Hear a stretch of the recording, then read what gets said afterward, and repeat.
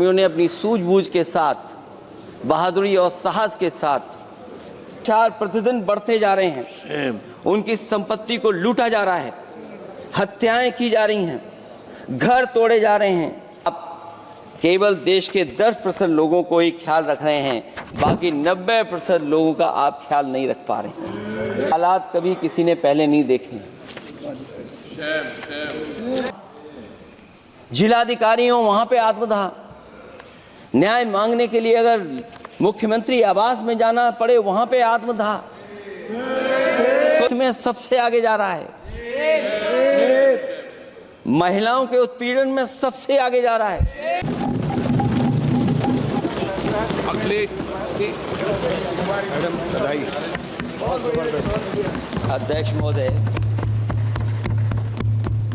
अध्यक्ष महोदय, मैं आपका धन्यवाद देना चाहता हूं।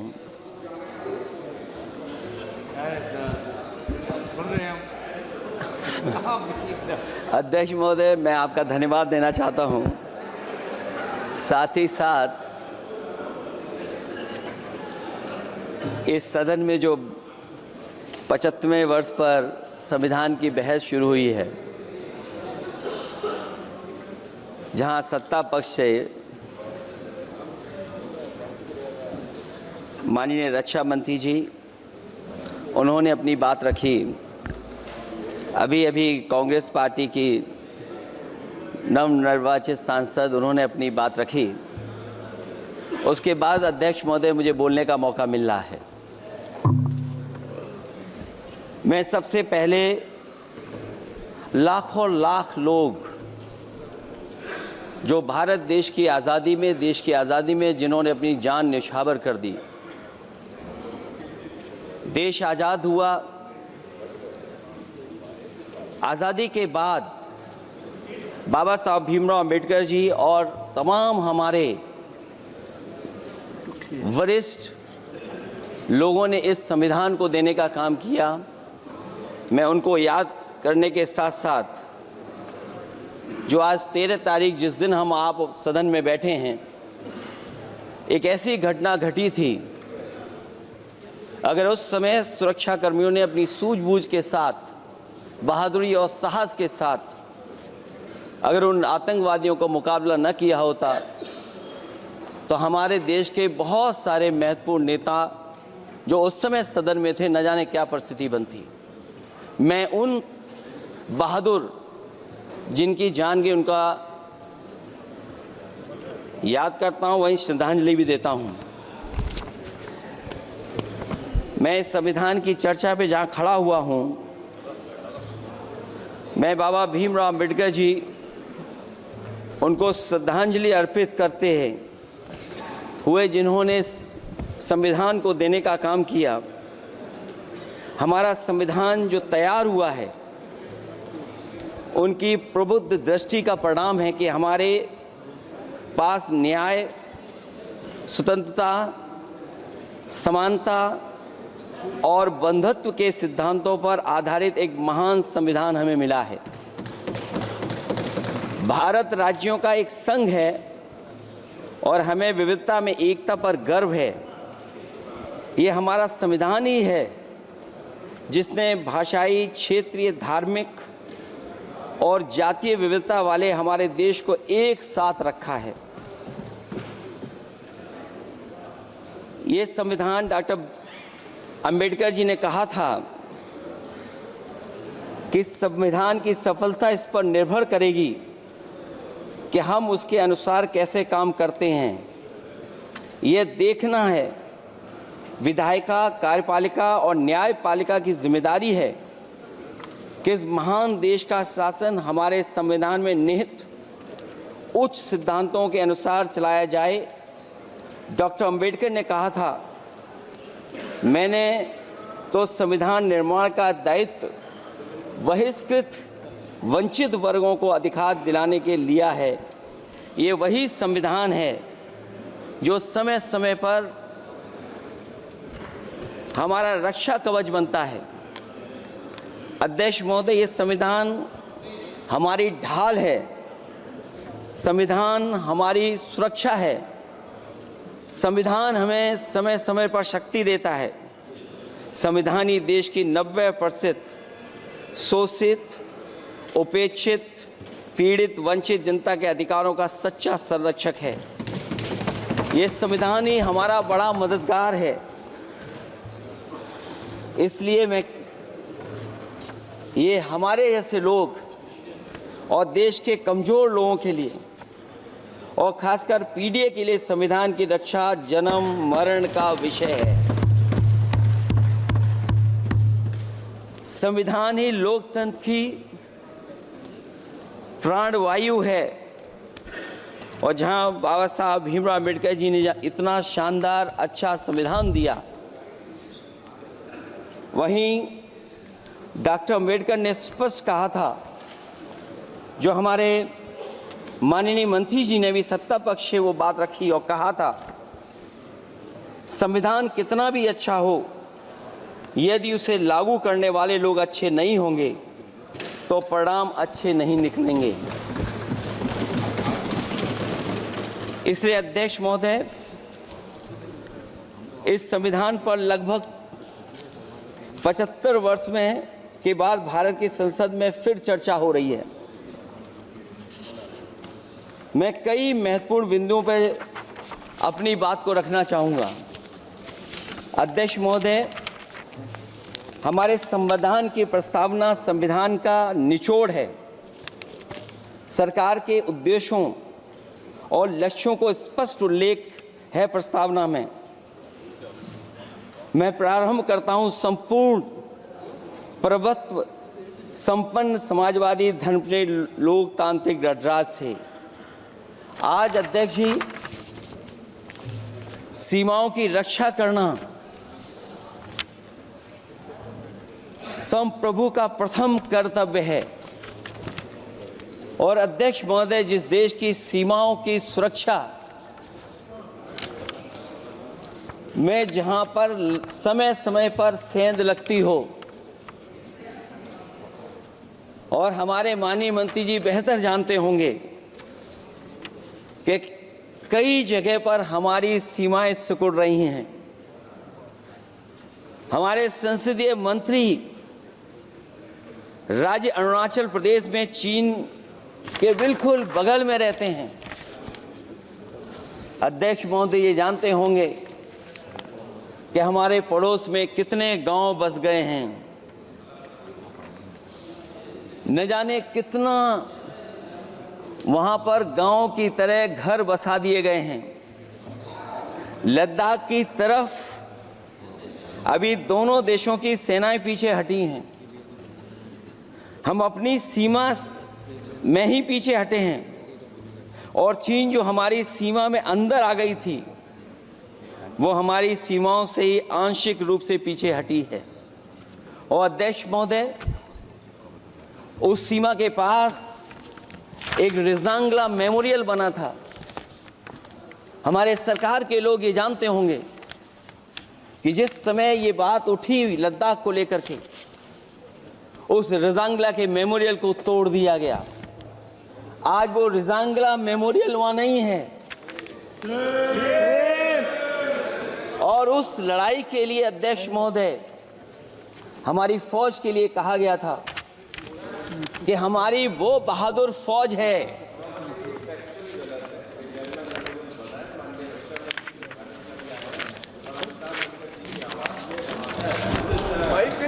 अध्यक्ष महोदय, यही तो फर्क है।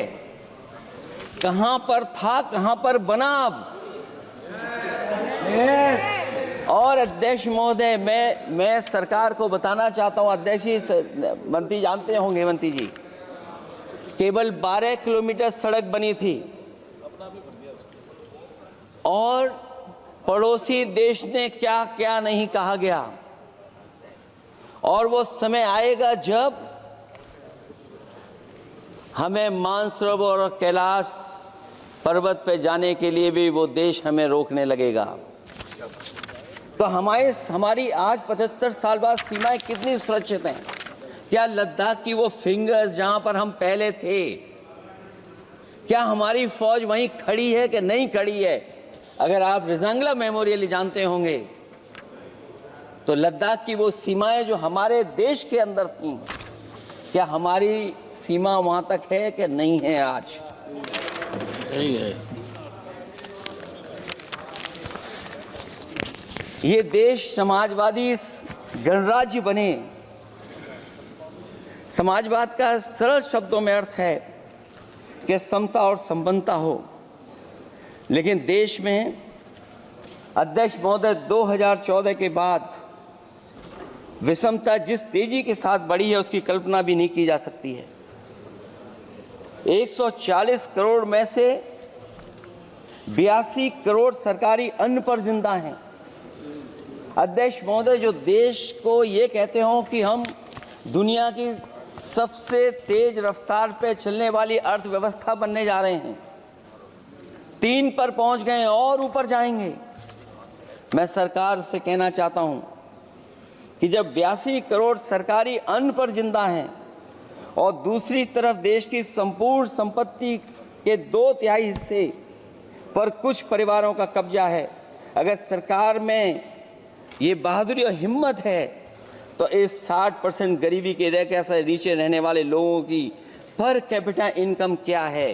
अगर आपकी अर्थव्यवस्था ऊंचाई पर जा रही है तो हमारे जो गरीब लोग हैं, जो 60% गरीब लोग हैं, उनकी पर कैपिटा इनकम क्या है? और जहां समय समय पर सरकार अपने आंकड़े देती है, कम से कम ये आंकड़े भी दे दे कि गरीबी रेखा पर जो नीचे रहने वाले लोग हैं उनकी पर कैपिटा इनकम क्या है। इससे स्पष्ट हो जाएगा कि 5% लोगों की पर कैपिटा इनकम क्या है। हमारा प्रेमबली कहता है कि धर्म निरपेक्ष गणराज्य बने, राज्य की निगाह में सभी धर्म समान हैं। हमारा सेकुलरिज्म हमें रिलीजियस इक्वलिटी का रास्ता दिखाता है। यही ना अर्थ इसका है। क्या इस पर सरकार अमल कर रही है? देश के 20 करोड़ से ज्यादा अल्पसंख्यकों के, विशेषकर मुसलमानों को दूसरे दर्जे का नागरिक बना देने का प्रयास चल रहा है। उन पर हो रहे अत्याचार प्रतिदिन बढ़ते जा रहे हैं। उनकी संपत्ति को लूटा जा रहा है, हत्याएं की जा रही हैं, घर तोड़े जा रहे हैं, उनके पूजा स्थलों पर कब्जा प्रशासन की मदद से किए जा रहे हैं। अगर ये धर्मनिरपेक्षता, तो धर्म शासित राज्य की क्या परिभाषा है? और हाल ही में हम लोगों ने अध्यक्ष महोदय उदाहरण देखा है कि किस तरीके से उत्तर प्रदेश में कई महत्वपूर्ण जगह पर इस तरह की घटनाएं जानबूझ करके की गई। मुझे याद है उस समय, जिस समय उत्तर प्रदेश का इलेक्शन चल रहा था,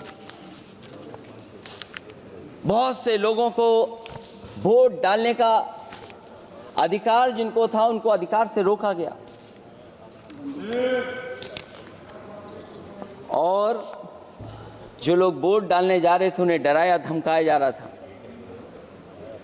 ऐसे इंतजाम किए गए थे कि ये वोट डालने के लिए वोट बूथ तक न पहुंच पाए।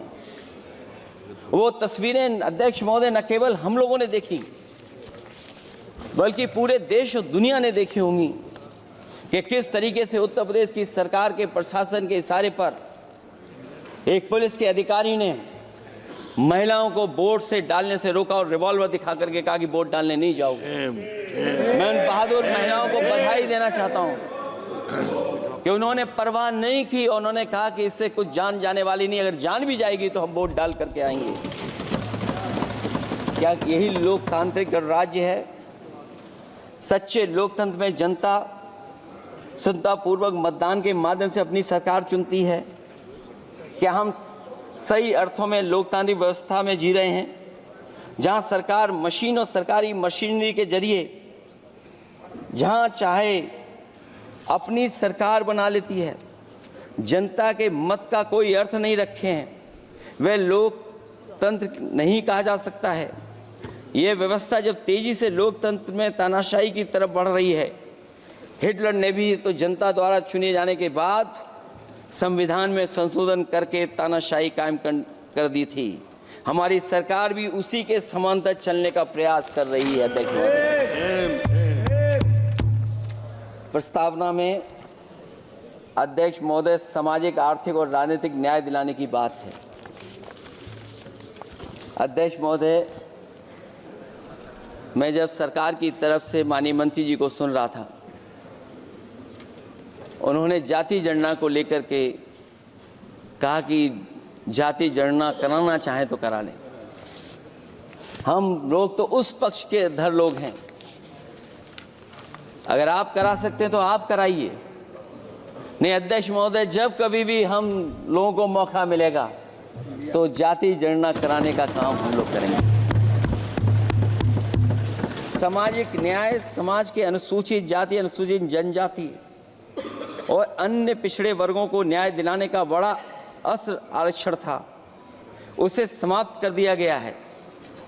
आउटसोर्सिंग और कॉन्ट्रैक्ट बेसिस पर थोड़ी बहुत नौकरियां जो दी जा रही हैं, उनमें दलितों और पिछड़ों का कोई आरक्षण नहीं है। शिक्षण संस्थाओं और विश्वविद्यालय में प्रोफेसर्स और वाइस चांसलर के चयन के समय इनके आगे लिख दिया जाता है, एक नया शब्द का इजाद हुआ, NFS, नॉट फाउंड सुटेबल।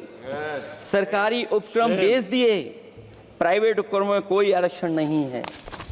अध्यक्ष महोदय, शिक्षा मंत्री जी सूची जारी करें, और अगर ये बात कहीं भी गलत है तो शिक्षा मंत्री जी सूची जारी कर दें। देश के सभी केंद्रीय विश्वविद्यालयों के वाइस चांसलर की ओर प्रोफेसर्स की एक, मैं तो कहूंगा अध्यक्ष महोदय कि शिक्षा मंत्री जी अगर ये सूची जारी कर दें कि जितनी भी सेंट्रल यूनिवर्सिटीज़ हैं और उनके माध्यम से जितने भी प्रोफेसर्स का अपॉइंटमेंट हुआ है, सब बात साफ हो जाएगी। आप केवल देश के 10% लोगों को ही ख्याल रख रहे हैं, बाकी 90% लोगों का आप ख्याल नहीं रख पा रहे हैं।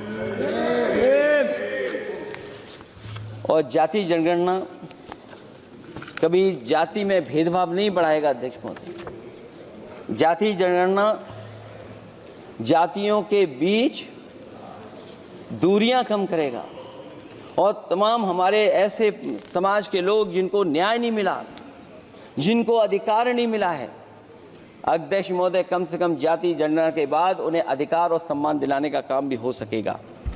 इसलिए हम इसके पक्ष में हैं। आर्थिक न्याय के बगैर न सामाजिक न्याय मिल सकता है और न राजनीतिक न्याय मिल सकता है। गरीबी का नाजायज लाभ उठाकर धन्ना सेठों की सरकार चुनाव में पैसा बांटकर राजनीतिक न्याय का भी अपहरण कर लेती है। कर्ज में डूबी बड़ी आबादी महाजन के दबाव में अपनी इच्छा के खिलाफ वोट देने को विवश हो जाती है। चुनाव में सत्ताधारी दलों द्वारा पैसे की भरमार के चलते कोई सामान्य कार्यकर्ता चुनाव नहीं लड़ पा रहा है। बड़े पैमाने पर धनवान चुनकर आ जाते हैं। पैसे के बल पर जब तक आर्थिक विषमता समाप्त नहीं होती, लोगों को राजनीतिक न्याय मिल नहीं सकेगा।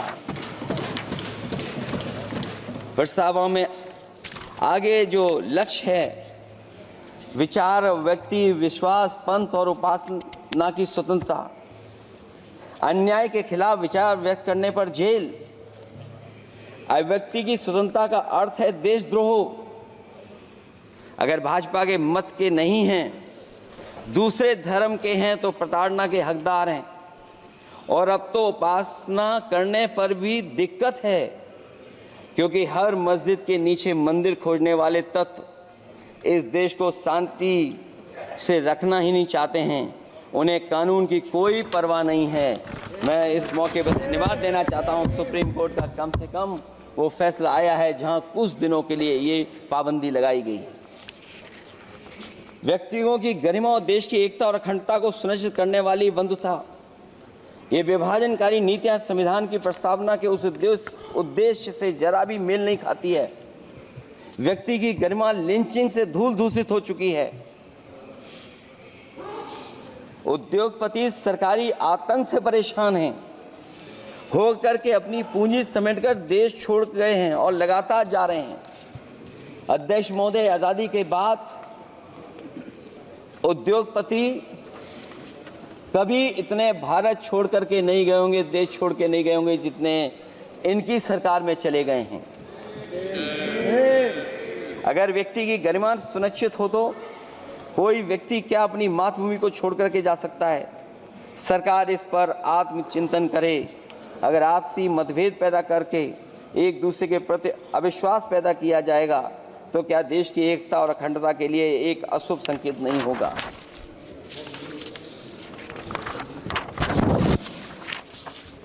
अध्यक्ष महोदय, आर्टिकल 14 कानून के समक्ष समानता, भारत के अंदर किसी भी व्यक्ति को राज्य कानून के समक्ष समानता को डिनाई नहीं कर सकता है। हो क्या रहा है, एक ही कानून कुछ लोगों के लिए अलग है और दूसरों के लिए अलग। अगर सत्ता पक्ष का व्यक्ति गेरुआ गमछा पहनकर अधिकारियों को गाली दे दे तो जी हजूरी और दूसरा न्याय मांगने जाए तो उसे लाठी। क्या ये अनुच्छेद 14 का अनुपालन हो रहा है? अध्यक्ष महोदय,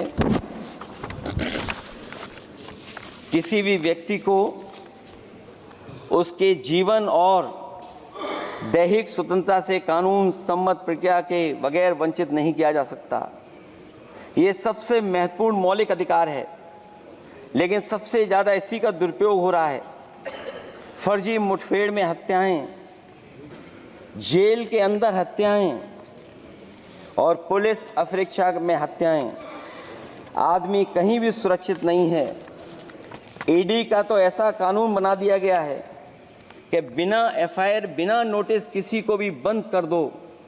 लोकतंत्र फासिज्म में बदल रहा है। और अध्यक्ष महोदय, क्योंकि उत्तर प्रदेश की चर्चा सत्ता पक्ष से भी हुई, जो हालात उत्तर प्रदेश में हैं, ऐसे हालात कभी किसी ने पहले नहीं देखे।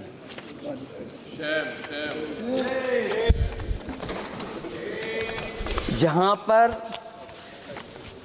कानून की समय समय पर धज्जियां उठ रही हैं। और अध्यक्ष महोदय, केवल एक घटना नहीं मैं कहना चाहता हूं, ऐसी तमाम घटनाएं हैं जिनके बारे में मैं कह सकता हूं।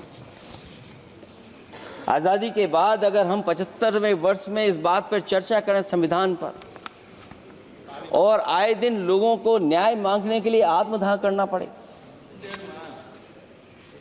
तहसील हो वहां पे आत्मदाह, जिलाधिकारी हो वहां पे आत्मदाह, न्याय मांगने के लिए अगर मुख्यमंत्री आवास में जाना पड़े वहां पे आत्मदाह। सोचिए हम किस दिशा में जा रहे हैं। और अध्यक्ष महोदय, किसने नहीं देखा कि टीवी पे चलते हुए लोगों की जान ले ली गई? लाइव देखा है सबने। ये कहां का न्याय है?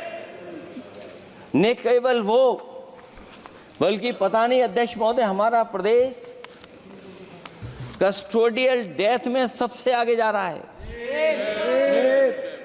महिलाओं के उत्पीड़न में सबसे आगे जा रहा है। ये मैं नहीं कह रहा हूं, अध्यक्ष महोदय, ये सरकार के आंकड़े बता रहे हैं। और न केवल इन चीजों में आगे जा रहा है, बल्कि आजकल जो नए जमाने का डिजिटल इंडिया है, अगर साइबर अपराधों में सबसे आगे कोई प्रदेश दिखाई दे रहा है तो वो उत्तर प्रदेश दिखाई दे रहा है। ये अलग बात है अध्यक्ष महोदय कि कभी कभी जो डबल इंजन की सरकार चलने वाले जो दावा करते थे, पहले इंजन टकराते थे, अब तो डब्बे भी टकराने लगे हैं। Double engine single driver. और होड़ लगी हुई है कि कभी किसी ने दिल्ली का रास्ता किसी माध्यम से अपनाया था, उसी रास्ते पे चल करके आगे बढ़ना चाहते हैं। इससे खराब इस लोकतंत्र में और क्या हो सकता है? जिन लोगों ने ये कहा हो कि हम नौकरियां दे देंगे, आज नौकरियां कहाँ हैं, रोजगार कहाँ हैं? और अध्यक्ष महोदय, अगर वादा किया जाए नौकरी और रोजगार का, इन्वेस्टमेंट का, और सपने बड़े दिखाए जाएं, ये बात मैं इसलिए कह रहा हूं कि माननीय मंत्री जी भी उसी प्रदेश से आते हैं, प्रधानमंत्री जी भी उसी प्रदेश से आते हैं। आज कई मायनों में, कई आंकड़ों में उत्तर प्रदेश पीछे दिखाई दे रहा है, जहां रोजगार के सवाल पर जो सरकारी नौकरियां इसलिए नहीं क्योंकि आरक्षण न देना पड़ जाए, इसे सरकारी नौकरियां नहीं हैं। आए दिन पेपर आउट, पेपर लीक, न केवल पेपर लीक है बल्कि जानबूझ करके पेपर लीक कराया जाता है जिससे कि परीक्षा रद्द की जा सके। और जो अग्निवीर वाला सवाल था वो आज भी वैसा ही का वैसा है।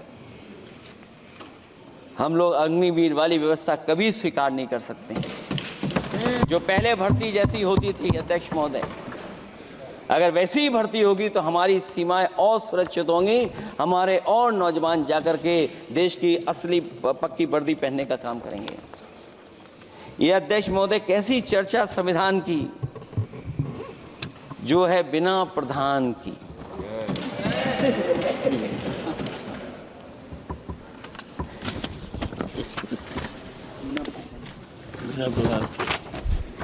अध्यक्ष महोदय, इस सरकार में जो लोकतंत्र के साथ खिलवाड़ हुआ है, इतना कभी खिलवाड़ नहीं हुई होगी।